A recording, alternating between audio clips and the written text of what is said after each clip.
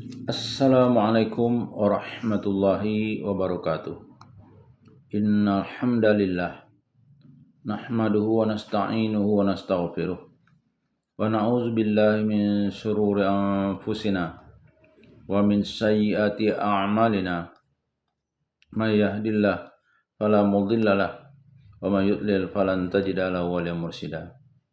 Asyhadu an la ilaha illallah wa asyhadu anna Muhammadan abduhu wa rasuluhu la nabiyya ba'd. Allahumma salli wa sallim ala hadza nabiyil karim Muhammadin sallallahu alaihi wasallam wa ala alihi wa ashabi ajma'in. Bapak-bapak, ibu-ibu yang saya hormati serta generasi muda yang saya sayangi.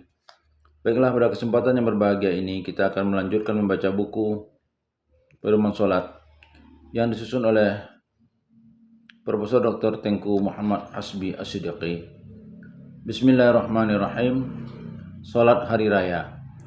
1. Kedudukan salat hari raya. Salat Id adalah fardu yang ditegaskan oleh amalan Nabi SAW.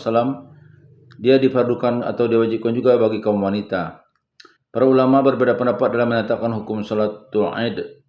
Pendapat yang hak dalam hal ini adalah salat Id fardu bukan sunnah. Perhatikan alasan-alasan yang menunjukkan kepada fardunya. Pertama, salat hari raya termasuk syiar agama Islam yang paling semarak. Sahabat-sahabat Rasulullah SAW tidak pernah meninggalkannya. Demikian juga Rasulullah SAW sendiri tidak pernah meninggalkannya. Kedua, jika salat Aidaini, Idul Fitri dan Idul Adha sunnah, tentu Rasulullah SAW akan meninggalkannya walaupun sekali. Sebagaimana Rasulullah SAW telah pernah meninggalkan salat malam di bulan Ramadan, dan sebagaimana beliau telah meninggalkan wudhu di tiap salat, tidak untuk tiap salat. Hal ini menunjukkan bahwa salat malam di bulan Ramadan bukan wajib, hanya sunnah, dan wudhu tidak wajib untuk tiap salat. Kita boleh mengerjakan salat sebanyak-banyaknya dengan sekali wudhu saja selama belum batal. Ketika selain itu Allah Subhanahu wa taala telah memerintahkan salat Aidaini sebagaimana Allah Subhanahu wa taala telah memerintahkan salat Jumat. Allah Subhanahu wa taala berfirman, "Maka salatlah engkau untuk Tuhanmu dan sembelihlah kurban." Permulaan disyariatkan Id ialah Idul Fitri pada tahun kedua Hijriah. Al-Muhibut Tabari menerangkan bahwa menurut pendapat Imamul Haramain, sesungguhnya Nabi salat Id di Mina. Demikian pula pendapat Ibnu Hazm, Nabi salat Id di Mina dalam Haji Wada. Al-Fathur Rabbani 6119. Keempat, Rasulullah SAW memerintahkan para sahabatnya pergi ke musala Id untuk salat Id bersertanya setelah diketahui pasti kelihatan bulan atau sesudah tergelincir matahari. Kelima, Rasulullah SAW memerintahkan para gadis dan kaum perempuan pingitan, bahkan orang-orang yang berhaid pun untuk pergi ke persidangan Id, walaupun yang haid ditempatkan di tempat yang terasing. Keenam, Rasulullah SAW tidak pernah memerintahkan yang berhaid menghadiri salat Jumat. Rasulullah SAW bersabda, 5 salat telah difardukan atas seorang hamba dalam sehari semalam. Bukan meniadakan kefarduan salat Id karena salat 5 itu adalah wadifah atau tugas harian, sedangkan salat Id adalah wadifah tahunan. Karena itu tidak ada halangan bagi sebagian ulama mewajibkan 2 rakaat tawaf karena tawaf bukan wadifah hari-hari yang berulang-ulang. Juga tidak ada halangan mewajibkan salat jenazah, mewajibkan sujud tilawah, mewajibkan salat khusuf dan sebagainya. Ketujuh, di antara dalil yang mewajibkannya pula ialah salat Id menggugurkan Jumat apabila kebetulan jatuh pada suatu hari yang sama. Andai kata salat Id itu sunnah, tentu tidak dapat ia menggugurkan fardu. Ditegaskan lagi bahwa menghadiri Jemaah Id wajib terhadap mereka yang diwajibkan menghadiri Jemaah Jumat. As-Syafi'i dalam Al-Mukhtasar mengatakan, barang siapa wajib baginya menghadiri Jumat, wajib pula atasnya menghadiri salat Id. Alasan mewajibkannya bagi wanita mengerjakan salat Id dan menghadiri jamaahnya ialah hadis yang diriwayatkan Bukhari dari Ummu Atiyah, ujarnya, kami diperintahkan membawa keluar seluruh wanita ke tempat salat Id. Jika sesuatu kampung meninggalkan salat Id, kepala negara atau penguasa dapat menghukum penduduk kampung yang meninggalkan salat Id tersebut. 2. Beberapa perbedaan Id dan Jumat. Keistimewaan Id dari hari Jumat ialah, pertama, pada hari Id atau hari raya kita diwajibkan membawa ke tempat salat Id semua perempuan, tua, muda, gadis atau janda untuk menyaksikan kebajikan jamaah khair, jamaah umat Islam. Kedua, salat Id dilakukan tanpa azan dan iqamat. Jabar bin Abdullah radhiyallahu anhu mengatakan, sesungguhnya Nabi SAW telah mengerjakan kedua salat Id tanpa azan dan iqamat. Hadis riwayat Abu Daud, Sunan Abu Daud 1408. Tidak ada azan pada salat Idul Fitri. baik ketika imam keluar ke tanah lapang maupun ketika imam telah berada di tanah lapang. Juga tidak ada iqamat, tidak ada pula seruan apa-apa pun di hari raya. Hadis riwayat Muslim dari Fiqhus Sunnah 277. Adapun perkataan hanyalah diucapkan untuk memanggil jamaah pada salat gerhana. Perkataan itu adalah as-salatu jami'ah. Ketika khutbah Id dilaksanakan sesudah salat. Khutbah sesudah salat Id adalah suatu sunnah. Diterangkan oleh Abu Sa'id bahwa Nabi SAW pergi pada hari raya puasa dan hari raya haji ke musala atau tempat salat, yaitu satu tanah lapang yang 300 meter jauhnya dari Masjid Nabawi, Masjid Nabi SAW. Mula-mula Nabi SAW beri nasihat kepada mereka. Kadang-kadang Nabi SAW mengeluarkan suatu perintah. Sudah selesai berkhutbah, Nabi pun kembali. Hadis riwayat Al-Bukhari dan Muslim. 3. Permulaan salat Id.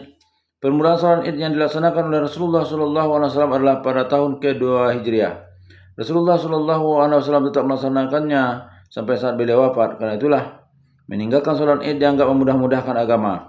Mengingat hal ini, ketika salat Id ditinggalkan oleh penduduk suatu daerah dengan ingkar, mereka harus diperangi. Setelah diberi peringatan, diberitakan oleh Jabir radhiyallahu anhu, katanya, Rasulullah SAW datang ke Madinah, sedangkan bagi penduduk Madinah terdapat 2 hari yang mereka rayakan dengan berbagai permainan. Rasulullah bertanya, apakah hari yang 2 ini? Penduduk Madinah menjawab, di masa jahiliyah hari-hari tersebut mereka bersukaria. Kemudian Rasulullah bersabda, Allah telah menukar 2 hari raya ini dengan yang lebih baik dari keduanya, yaitu Idul Adha dan Idul Fitri. Hadis Abu Daud, Bulughul Maram 99. 4. Kewajiban wanita menghadiri jamaah salat Id. Ummu Atiyah mengatakan, kami diperintahkan oleh Rasulullah SAW untuk membawa keluar kaum perempuan yang haid dan gadis-gadis pingitan pada hari Idul Fitri dan Adha. Perempuan yang sedang haid mengasingkan diri dari salat. Mereka menyaksikan kebajikan dan seruan kaum muslimin. Hadis riwayat Bukhari Muslim, Bulughul Maram 99. Abu Daud meriwayatkan dari Ummu Atiyah radhiyallahu an pula, sesungguhnya Rasulullah telah mengumpulkan kaum perempuan Ansar di sebuah rumah. Beliau mengutus Umar kepada mereka. Umar berdiri di pintu dan memberi salam. Lalu mereka menjawabnya. Kemudian Umar berkata, aku utusan Rasulullah kepadamu, dan beliau telah menyuruh kami membawa keluar pada 2 hari raya perempuan yang haid dan yang gadis. Beliau mencegah kami mengikuti jenazah dan tidak ada Jumat atas kami. Majma'uz Zawahid. Hadis-hadis di atas menegaskan bahwa kita diperintahkan mengajak kaum ibu keluar dari tanah lapang di pagi hari raya, dengan tidak ada perbedaan antara yang muda dan tua, antara yang sudah bersuami dengan yang masih gadis, antara yang suci dan yang haid. Ibnu Abi Sa'bah meriwayatkan dari Abu Bakar radhiyallahu an dan Ali bahwa kedua khalifah Rasulullah SAW ini mengatakan, wajib atas setiap perempuan pergi ke tempat salat hari raya. Karena sabda Nabi SAW dalam soal ini sangat terang, maka tertolaklah semua pendapat yang bertentangan dengannya. 5. Keutamaan meramaikan hari raya dengan takbir. Rasulullah bersabda, barang siapa menghidupkan 2 malam Id, maka hatinya tidak akan mati di hari seluruh hati mati. Hadis riwayat At-Tabrani dan Ubadah bin Samit, Jami' Saghir 242. Berdasarkan hadis ini, hendaknya kita menyemarakkan malam Idul Fitri sejak dari terbenamnya matahari malam hari raya sampai asar besoknya dengan takbir, tahlil, tasbih dan takdis. Hendaknya kita menyemarakkan Idul Adha dengan takbir sejak dari fajar hari Arafah hingga asar hari Tasyrik. Rasulullah SAW bersabda, hiaskanlah 2 hari rayamu dengan tahlil, takbir, tahmid dan takdis. Hadis riwayat Zabir dari Anas radhiyallahu an, Al-Jami' Shaghir 123, Faidul Qadir 46923.